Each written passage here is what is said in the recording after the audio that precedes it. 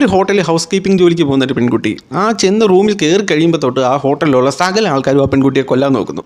ആരാണ് ആ പെൺകുട്ടി എന്തിനാണ് ഹോട്ടലിലേക്ക് വന്നത്, അതിൻ്റെ ബാക്ക് സ്റ്റോറി എന്താണ്, ഇങ്ങനെയുള്ള കാര്യങ്ങളാണ് ഈ സിനിമയുടെ പ്ലോട്ടായിട്ട് വരുന്നത്. ഈ സിനിമയുടെ പേരാണ് ദേ വിൽ കിൽ യു. ഈ പേര് പോലെ തന്നെ ഹോട്ടലിലുള്ള സകല ആൾക്കാരും ഈ പെൺകുട്ടിയെ കൊല്ലാൻ നോക്കുന്നുണ്ട്.